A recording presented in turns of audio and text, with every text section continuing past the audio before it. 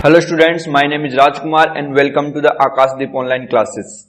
तो आज के चैप्टर में पढ़ेंगे इरेशनल नंबर्स। ओके, वैसे इरेशनल नंबर्स का बेसिक आइडिया आप लोग क्लास 9th में ले चुके हैं। So today will study the different aspect of irrational numbers. ठीक है, तो first of all let's just formally define what is irrational numbers. So we can say irrational numbers are those numbers which are not rational, मतलब वैसे number जिनको अपन p by q form में represent नहीं कर सकते उनको क्या बोलेंगे, इरेशनल नंबर्स। तो डेफिनेशन लिखिए, those numbers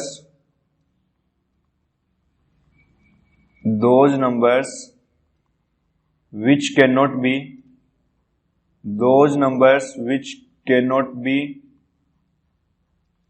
written in p by q form where p and q are integers and q cannot be zero। ठीक है, मतलब डिनोमिनेटर में जो नंबर आ रहा है वो जीरो नहीं होना चाहिए, अदरवाइज एक्सप्रेशन अनडिफाइंड हो जाएगा। तो डेफिनेशन क्या है, those numbers which can not be written in p by q form are called irrational numbers. ठीक है, ये तो हो गया अपना इरेशनल नंबर का डेफिनेशन। और collection of irrational numbers is represented by symbol q के पावर c लगा दिया या फिर और capital T। These are the notation which is used to represent any collection of irrational numbers in symbolic form. जैसे natural number के collection के लिए कैपिटल N यूज करते हैं, होल नंबर के कलेक्शन के लिए W यूज करते हैं, और रेशनल नंबर्स के कलेक्शन के लिए कैपिटल Q यूज करते हैं। On the same line for the collection of irrational numbers we use Q power C और कैपिटल T। ठीक है, तो कोई मेरे को बोले what are the examples of irrational numbers, and for examples are √2, √3, √5, pi, E, all are examples of irrational numbers. ठीक है, तो ये अपने एग्जाम्पल हो गए। जैसे √2 है, √2 का अपन अगर इसको 2 का स्क्वायर रूट निकालेंगे तो परफेक्ट स्क्वायर पूरा कंप्लीटली स्क्वायर रूट नहीं निकलेगा, because 2 is not a perfect square number. ठीक है, तो अपने को अगर कोई भी इरेशनल नंबर का एग्जांपल देना हो तो अपन क्या करेंगे, will consider any non perfect square number and will put a square root on it and that will be considered as the irrational number. ठीक है, और एक चीज अपन ये भी पढ़ चुके हैं कि if I express the irrational number in decimal form, it decimal expansion will be non terminating and non repeating. मतलब इसका मतलब कि इरेशनल नंबर्स को अपन कंप्लीटली नहीं लिख सकते, मतलब ये एंड भी नहीं होगी और non terminating and non repeating, मतलब कोई डिजिट वापस रिपीट भी नहीं होगा, ये रेंडम ऑर्डर में आते जाएंगे। तो अपन ऐसे लिख सकते हैं, नोट लगा के लिखा द डेसिमल एक्सपेंशन ऑफ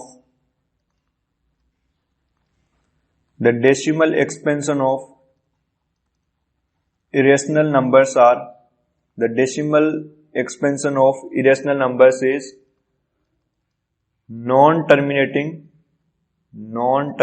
या फिर नॉन एंडिंग, मतलब कि इनका डेसिमल एक्सपेंशन एंड नहीं होता, एंड नॉन रिकरिंग बोल दिया, नॉन रिपीटिंग। ठीक है, तो फॉर एग्जांपल अगर मैं कोई भी इरेशनल नंबर को डेसिमल फॉर्म में लिखना चाहूं तो उसका किस टाइप से आएगा। जैसे मैंने स्टार्ट किया 1.579326429321 एंड डॉट। ठीक है, तो ये 3 डॉट का मतलब क्या है, 3 dot represent this list goes on forever, this list goes up to infinity, पहली बात।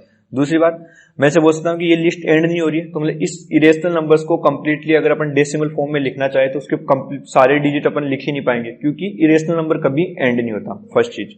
सेकंड चीज, ये एंड तो नहीं हो रहा, बट इनके अपन एक चीज ये दे सकते हैं कि इनके डेसिमल के बाद में, पॉइंट के बाद में जो भी नंबर्स आ रहे हैं उनमें कुछ स्पेसिफिक पैटर्न नहीं मिल रहा, unlike rational numbers. Rational number में क्या होता था, रेशनल नंबर का डेसिमल एक्सपेंशन 2 टाइप का होता है, एक तो टर्मिनेटिंग और एक नॉन टर्मिनेटिंग बट रिपीटिंग। वहां पे ऐसा आता था 1.3333। यहाँ पे आप देख सकते हो कि 5 के बाद 7 आ गया, 7 के बाद 9, 9 के बाद 3, 3 के बाद में 2, 6 एंड सो ऑन। तो यहाँ पे कोई डेसिमल के बाद में जो नंबर आ रहे हैं, डिजिट्स आ रहे हैं, उनमें कोई पैटर्न नहीं है। तो इस टाइप के नंबर को अपन क्या बोलते हैं, इरेशनल नंबर्स। ठीक है। और इसके बाद में अपन एक चीज ये भी पढ़ के आए कि रेशनल और इरेशनल नंबर्स को मिलाने से मेरे पास जो कलेक्शन आता है उसको क्या बोलते हैं अपन, set of real numbers. So I can say rational numbers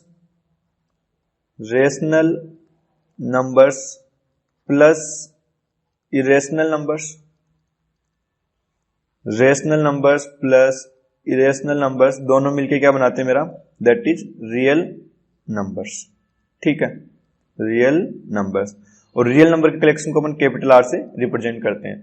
so I can say rational number को अगर मैं क्यू से रिप्रेजेंट करूं, collection of all rational number is Q, plus irrational number collection of all irrational number is T, then I will get Q plus T is equal to R. मतलब कि rational number के collection को और irrational number के collection को मिलाएंगे तब अपने पास क्या आएगा, कलेक्शन ऑफ रियल नंबर्स। मतलब रियल नंबर्स में रेशनल नंबर भी आ जाता है और इरेशनल नंबर भी आ जाता है। ठीक है, होपफुली इतना तो समझ में आया होगा। आगे बढ़ते हैं। आगे बहुत सारे स्टूडेंट को यह भी कंफ्यूजन होता है कि पाई इक्वल टू 22/7। तो मैं बहुत सारे स्टूडेंट को पूछता हूं कि what is this statement correct. आप बोलोगे सर 8th क्लास में भी यूज करते थे सर्कल का एरिया फाइंड करने में, 9th क्लास में भी यूज किया है, पाई का वैल्यू तो 22/7 होता है। बट अगर मैं तुम्हें ऐसे बोलूं कि ये स्टेटमेंट गलत है, क्यों गलत है अभी देख लेते हैं। अभी अपन पढ़ के आए कि व्हाट इज पाई। पाई एक इरेशनल नंबर है। ठीक है, pi is an irrational number. ठीक है, और दूसरा मैं वैसे बोलूं कि व्हाट इज 22/7, आप बोलोगे सर ये नंबर तो p/q के फॉर्म में लिखा गया तो ये रेशनल नंबर है। ठीक है, रेशनल नंबर। तो इसका मतलब ये दोनों नंबर तो इक्वल नहीं हो सकते। बट बोले सर अपन ने 9th क्लास में तो यूज किया था, वो क्या था कि पाई का अप्रोक्सीमेट वैल्यू था। क्योंकि पाई को तो अपन कंप्लीटली कभी लिख ही नहीं पाएंगे, तो अपन क्या करते हैं, we try to get the approximate value of pi. ठीक है, तो इसका मतलब क्या होगा, अगर दोनों नंबर इक्वल नहीं है तो एक नंबर बड़ा होना चाहिए। मतलब अगर दो नंबर इक्वल है तो या तो इक्वल का साइन आएगा। अगर मैं से बोलूं 3 और 4 इक्वल है क्या, नहीं है। जैसे for example if I say 3 equal to 4, this is completely wrong statement. अगर दो नंबर इक्वल नहीं है तो एक नंबर बड़ा होगा और एक नंबर छोटा होगा। तो यहां से अपन बोल सकते हैं कि 4 इज ग्रेटर देन 3। ठीक है, on the same line here I can say if both pi and 22/7 is not equal, then one number must be greater than another one. So here we'll get 22/7 is greater than pi. ठीक है, पहली बात तो ये। दूसरी बात फिर बोलोगे सर 9th में 8th में बहुत सारी जगह टेक्स्ट बुक में लिखा हुआ है पाई को यूज पाई को 22/7, उसका क्या मीनिंग है। ठीक है, तो उसके लिए अपन ऐसे बोलेंगे कि अपन दो टाइप के इक्वल साइन यूज करते हैं। एक तो इस टाइप का इक्वल साइन यूज करते हैं, इसका मतलब होता है अपने पास एग्जैक्टली इक्वल। कहने का मतलब मैं से बोलूं 3 इक्वल टू 3। ठीक है, right hand side and left hand side exactly equal होना चाहिए। मैं बोलूं 3 इक्वल टू 5, ये कंप्लीटली रॉन्ग स्टेटमेंट है। मैं से बोलूं 3 इक्वल टू 3.00000001। ठीक है, तो मैं से बोलूं ये स्टेटमेंट सही है कि ये स्टेटमेंट भी गलत है कि यहाँ पे राइट हैंड साइड से स्लाइटली ही ग्रेटर देन हो, बट राइट हैंड साइड बड़ी है तो ये इक्वल नहीं होंगे। ठीक है, इसी टाइप से एक दूसरा सिंबल यूज करते हैं, ये जिसको आप लोगों ने पढ़ा होगा, इसको कॉन्ग्रुएंट सिंबल भी बोलते हैं। इसका मीनिंग क्या होता है, इसका मीनिंग होता है अप्रोक्सीमेट इक्वल। अप्रोक्स इक्वल मतलब कि लगभग इक्वल, मतलब एग्जैक्टली इक्वल होना नहीं चाहिए और मतलब रफली चलेगा, मतलब थोड़ा बहुत डिफरेंस है तो चलेगा। ठीक है, तो अप्रोक्सीमेट इक्वल और एग्जैक्टली इक्वल में फर्क है। एग्जैक्टली इक्वल का मतलब left hand side and right hand side must be equal. Approximate equal में थोड़ा बहुत डिफरेंस होगा तो भी चलेगा। ठीक है, तो इसका मतलब मैं से बोलूं कि 3 और 3.00000001, ये सही बात है कि स्टेटमेंट ये सही है। ये से बोल रहा है 3.000001 के अप्रोक्सीमेट इक्वल है। हालांकि ठीक है राइट हैंड साइड बड़ी है, बट 3 और 3.0001 में उतना डिफरेंस नहीं है। ठीक है, मतलब मामूली सा डिफरेंस है। ठीक है, इसी टाइप से अपन क्या बोलते हैं, जो 22/7 अपन लेते हैं, that is the approximate value of pi. Exact value नहीं है। तो मैं से बोलूं यहां से अगर करेक्ट स्टेटमेंट लिखना हो तो I can say pi is approximately equal to 22/7, और पाई की दूसरी अप्रोक्सीमेट वैल्यू क्या होती है 3.14, और एक वैल्यू और होती है that is 355/113। So all are the approximate values of pi. तो आप बोलोगे सर पाई की जगह 22/7 यूज कर सकते हैं, दैट इज ओके। क्योंकि अपने को पाई जब भी अपने को फॉर्मूले में यूज कर रहे होंगे तो पाई का कंप्लीटली वैल्यू तो लिख नहीं पाएंगे, उसके लिए अपन will go for the approximate value of pi. तो पाई का अपन कुछ ना कुछ अप्रोक्सीमेट वैल्यू लेंगे, या तो आंसर पाई के टर्म्स में छोड़ दिया, या फिर क्या किया, या फिर पाई का अप्रोक्सीमेट वैल्यू ले लिया। तो मोस्ट ऑफ द केसेस में तो वो मेंशन करेंगे कि use pi equals to this, use pi equals to this, तो वहां से यूज कर लेंगे। अगर कुछ मेंशन नहीं कर रखा है तो सबसे पहले पाई का वैल्यू पाई ही रहने दिया, तो ऑप्शंस मैच कर ली कि आंसर पाई के टर्म्स में दे रखा है या नहीं। अगर सब्जेक्टिव क्वेश्चन है और पाई के टर्म्स में आंसर आ रहा है तो उसको पाई के टर्म्स में ही लीव कर दिया, ठीक है। तो hope this much is enough for you, enough discussion about pi. तो अपन ऐसे बोल सकते हैं एक लाइन कि सो we will take the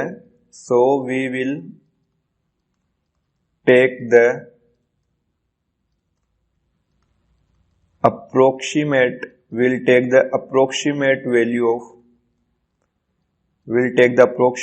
value of pi whenever required। जब भी अपने को जरूरत पड़ेगी will only go for the approximation value of pi, ठीक है। hopefully this much is clear to you। अब अपन पढ़ते हैं second application of fundamental theorem of arithmetic. तो अपन ने जब फंडामेंटल थ्योरम ऑफ अर्थमेटिक पढ़ा था, what does fundamental theorem of arithmetic says कि any composite number can be written in the product of its prime factors. और अपन ने यह बताया था कि ये प्राइम फैक्टर्स का प्रोडक्ट है, ये यूनिक है apart from order in which they are occurring. Order किसी भी ऑर्डर में लिख सकते हैं, बट उनका जो प्राइम फैक्टराइजेशन का प्रोडक्ट है वो एक क्या आएगा, यूनिक आएगा, ठीक है। तो अपन इसमें एक एप्लीकेशन पढ़ा था अपने to find the HCF and LCM. उसका प्रोसेस मैंने आपको प्रीवियस लेक्चर में अच्छे से एक्सप्लेन किया था कि दो नेचुरल नंबर दे रखे हैं तो उनका एलसीएम कैसे फाइंड आउट करते हैं, एचसीएफ कैसे फाइंड आउट करते हैं। तो आज अपन बात करते हैं इसके सेकंड एप्लीकेशन की, application of fundamental theorem of arithmetic. तो लिखिए हेडिंग एप्लीकेशन ऑफ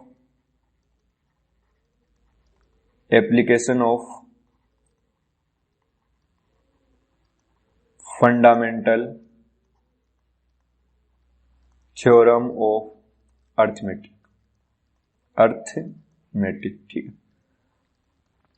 तो इस फंडामेंटल थ्योरम ऑफ अर्थमेटिक का यूज करके अपन एक थ्योरम को प्रूव करेंगे, और उस थ्योरम की हेल्प से अपन जो जिस टाइप के नंबर जैसे √2, √3, वो थ्योरम अपने √2, √3, √5 उनको इरेशनल नंबर प्रूव करने के काम में आएगी। तो सबसे पहले इसकी हेल्प से अपन क्या करेंगे, एक थ्योरम है उसका स्टेटमेंट है उसको अपन प्रूव करेंगे using fundamental theorem of arithmetic, ठीक है।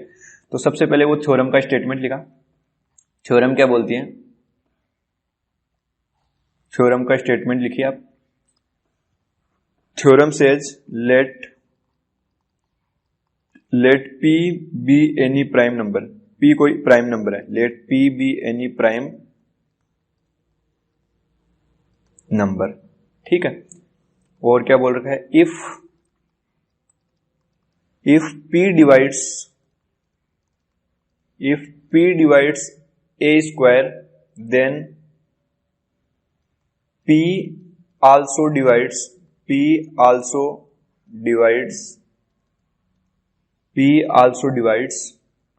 a where a is any positive natural number. So we can say where a is any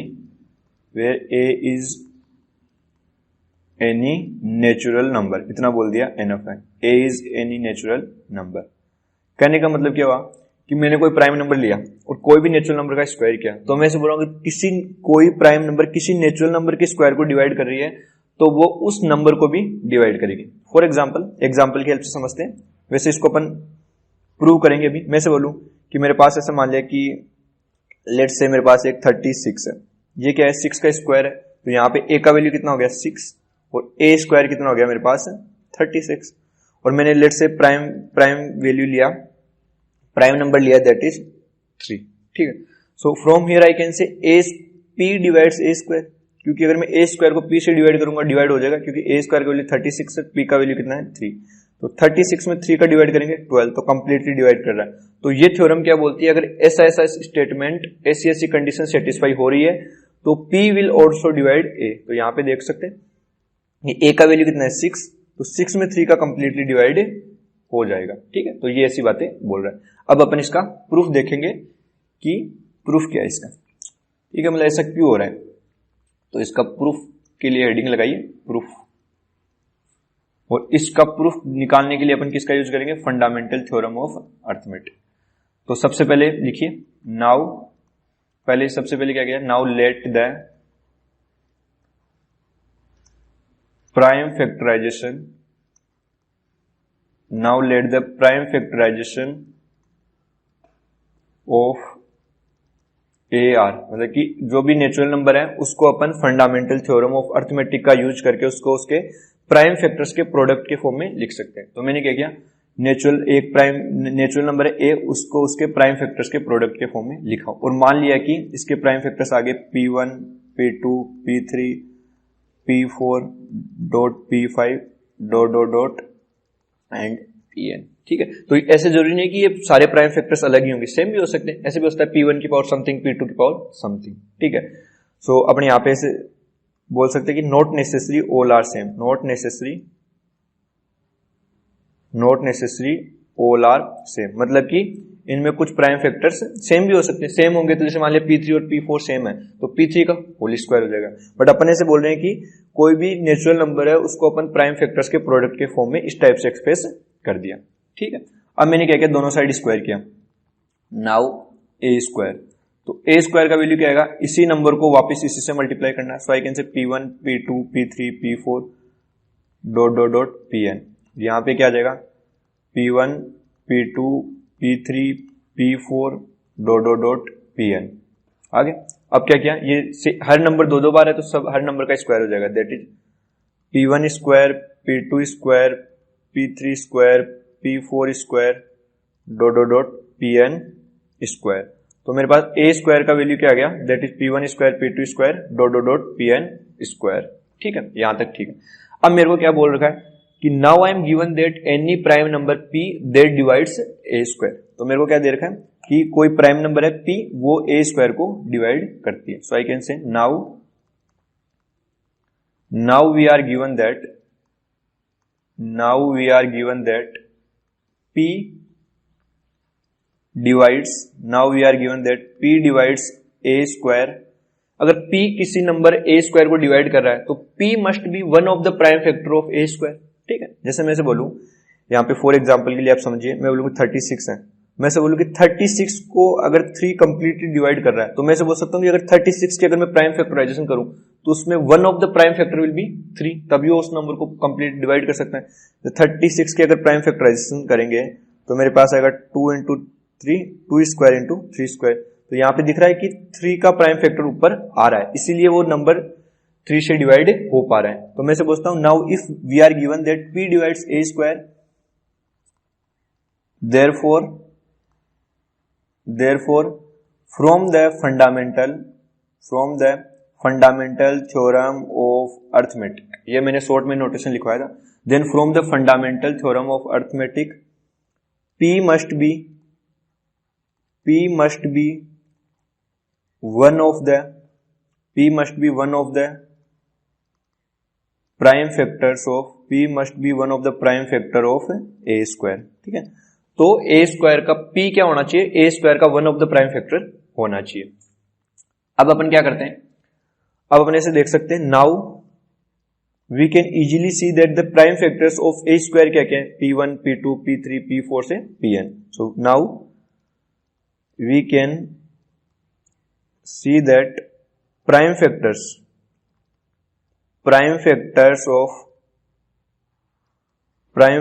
of A square are, A square के प्राइम फैक्टर्स कौन कौन से, P1 P2 P3 P4 dot dot dot Pn। ठीक है, तो ये P square के prime factor होने चाहिए, इसका मतलब P must be one of them. ठीक है, so we can say now P must be one of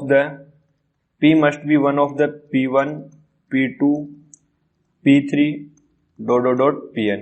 अगर P का वैल्यू इनमें से होगा तभी वो उसको डिवाइड कर पाएगा, अदरवाइज कोई कैंसिल नहीं हो पाएगा, क्योंकि A स्क्वायर के अपने प्राइम फैक्टर्स किया तो P1 square P2 square P3 square ये सारे आ रहे हैं, तो अगर P का value one of the prime factor होगा तभी वो उसको कैंसिल कर पाएगा। आप बोलेंगे सर P1 स्क्वायर हो गया, तो P1 स्क्वायर नहीं हो पाएगा, फिर वो प्राइम नंबर नहीं बचेगा, और मेरे को दे रखा है कि P इज प्राइम नंबर, तो P के लिए मस्ट है कि P must be one of these prime factors. ठीक है, इसका मतलब P इनमें से एक आएगा, P का वैल्यू या तो P1 हो जाएगा, P2 हो जाएगा, P3 हो जाएगा या फिर Pn। तो इसके अलावा कोई वैल्यू नहीं हो सकता, अदरवाइज फिर PA² को कभी डिवाइड नहीं कर पाएगा। तो अब मैं इसे बोल सकता हूं कि नाउ A अपना क्या था, A was P1 P2 P3 P4 ... Pn। सो यहां से अपने ऐसे बोल सकते हैं कि P का वैल्यू इनमें से है P1 P2 P3 Pn। तो मैं ऐसे बोलता हूं P will also divide A because P is one of the prime factor of A also, क्योंकि P का वैल्यू क्या है P1 P2 P3 Pn और एक A के प्राइम फैक्टर है जिसमें क्या आ रहे हैं P1 P2 P3 P4 से Pn तक। तो मैं इसे बोलता हूं P will be one of the prime factor of A as well. So we can say so P will be one of the prime factor of A। P अगर A का one of the prime factor भी होगा, क्योंकि P का value क्या है, इनमें से तो लेंगे P1 P2 P3 Pn और A के प्राइम फैक्टर है जिसमें P1 P2 से लेके Pn तक है। ठीक है, तो मैं यहां से पूछता हूं अगर P A का एक one of the prime factor है तो P will definitely divide A। ठीक है, ये तो सिंपली इसका तो सिंपली इंप्लाई हो रहा है, तो we can say this implies P also divides A। P also divides A। Hopefully समझ में आ गया होगा, नहीं समझ में आया तो एक बार इसको वीडियो को बैक करके वापस देखा, समझ में आ जाएगा क्या बोला जा रहा है। बट इस थ्योरम से ज्यादा रिजल्ट इंपॉर्टेंट है, मेरे को रिजल्ट अच्छे से याद होना चाहिए। ठीक है, अब इसमें दो नोट लिख लेते हैं। नोट क्या क्या है, पहला नोट तो ये है, पहला नोट तो इसके बारे में है कि if x is any non-perfect square, if x is any non-perfect square number, then root x will always be irrational number। ये चीजें अपन प्रूव करेंगे नेक्स्ट लेक्चर में। ठीक है, तो अभी तो जैसे मान लिया मेरे को कोई इरेशनल नंबर के एग्जांपल देने को बोले, तो मैंने कोई भी नॉन परफेक्ट स्क्वायर नंबर लिया और उसका घर बना दिया, घर मतलब स्क्वायर रूट ले लिया, तो वो क्या आ जाएगा मेरा irrational number, that will B irrational number. ठीक है, तो फॉर एग्जांपल मैं ऐसे बोलूं 12 परफेक्ट स्क्वायर नहीं है, 12 का स्क्वायर रूट नहीं निकलेगा कंप्लीटली, तो इसका घर बना दिया स्क्वायर रूट। मैंने लिया रूट 26 रूट 29 रूट 1000, तो ये भी क्या है रूट 1000 भी एक पर ये कौन सा नंबर हो गया, रूट 1000 भी इरेशनल नंबर हो गया। ठीक है, पहली बात। और दूसरी चीज, इस थ्योरम का यूज कब करेंगे, इस थ्योरम का यूज करेंगे अपन, we will use this theorem, एक लगा के ऐसे लिख लेते हैं, we will use this theorem. कौन सी थ्योरम, जो अपने P आल्सो डिवाइड A वाली, will use this theorem, we will use this theorem to prove root P an irrational number, where P is any prime number। मतलब इस type को मैं कैसे प्रूव करूंगा, जैसे मान लिया मेरे पास रूट 2 आ गया, रूट 3 आ गया, ये पता है कि प्राइम नंबर है, बट उनको मैं कैसे मैथमेटिकली प्रूव करूंगा कि एक इरेशनल नंबर C है। जैसे 2 है, 2 प्राइम नंबर है, तो 2 का स्क्वायर रूट लिया तो इरेशनल नंबर आएगा। So now I have to prove mathematically that root 2 is in fact a irrational number. ठीक है, जैसे इस टाइप के नंबर्स को भी प्रूव कर सकते हैं, square root of 12, square root of 26, but that are not in our syllabus. तो अभी अपने सिलेबस में से root 2 root 3 root 5 root 7 root 11 जितने भी प्राइम नंबर है उनके स्क्वायर रूट लगा लिए। ठीक है, तो एक तो क्या करेंगे अपन, एक तो एग्जांपल लेके देखेंगे जैसे स्क्वायर रूट ऑफ 2, और फिर मैं क्या करूंगा एक जनरल एग्जांपल की हेल्प से समझा दूंगा। जैसे मैंने जनरल ले लिया P, अगर मैं स्क्वायर रूट ऑफ P को अगर मैंने इरेशनल प्रूव कर दिया where P is any prime number, तो सारे के सारे केस इसी के अंदर आ जाएंगे, क्योंकि P का कोई स्पेसिफिक प्राइम नंबर तो लिया नहीं, P तो कुछ भी प्राइम नंबर हो सकता है। तो मेरे को क्या करना है, अगर एक बार मैंने ये प्रूव कर दिया कि square root of P is an irrational number where P is any prime number, तो इसमें सारे के सारे प्राइम नंबर्स के स्क्वायर रूट क्या हो जाएंगे, इरेशनल नंबर्स। ठीक है, तो I hope that's enough for this lecture, and in next lecture will solve the examples and exercise 1 point कौन सी है, whatever the exercise will solve all the questions. ठीक है, So I hope that's enough for this lecture, and I'll see you guys in the next lecture.